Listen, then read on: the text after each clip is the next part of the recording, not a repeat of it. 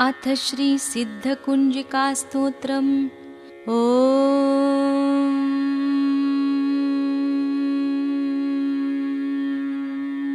शिव उवाच।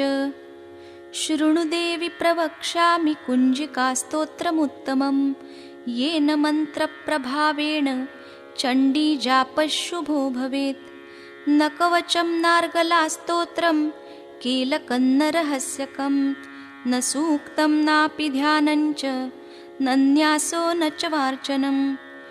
कुञ्जिकापाठमात्रेण दुर्गापाठफलं लभेत्।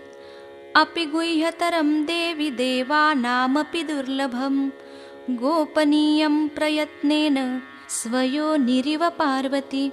मारणं मोहनं वश्यं स्तम्भनोच्चाटनादिकं, पाठमात्रेण संसिद्ध्येत् कुञ्जिकास्तोत्रमुत्तमम्।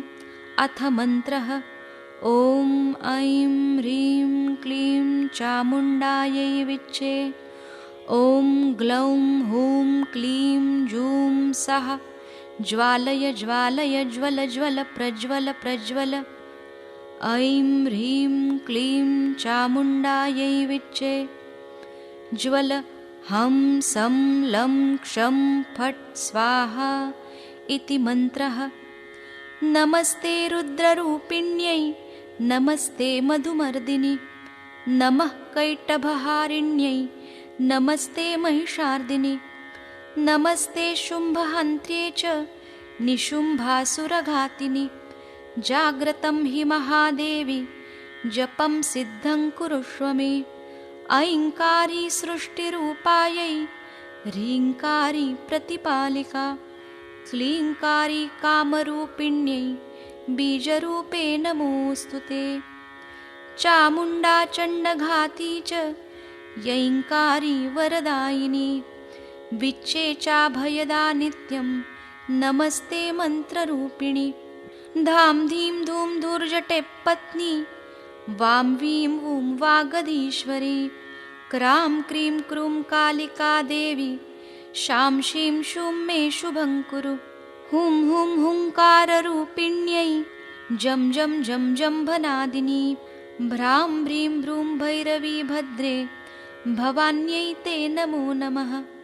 ॐ अं कं चं टं तं पं यं शं वीं जुं ऐं वीं हं क्षं धिजाग्रं धिजाग्रं त्रोटय त्रोटय दीप्तं कुरु कुरु स्वाहा। पां पीं पूं पार्वती पूर्णा, खां खीं खूं खेचरी तथा, सां सीं सूं सप्तशती देव्या मन्त्रसिद्धिं कुरुष्व मे।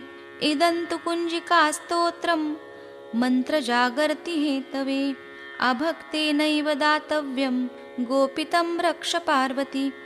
यस्तु कुञ्जिकया देवी हीनां सप्तशतीं पठेत्, न तस्य जायते सिद्धिररण्ये रोदनं यथा। इति श्रीरुद्रयामले गौरीतन्त्रे शिवपार्वतीसंवादे कुञ्जिकास्तोत्रं सम्पूर्णम्। साक्षात् श्री आदिशक्ति माताजी श्री निर्मला देव्यै नमो नमः।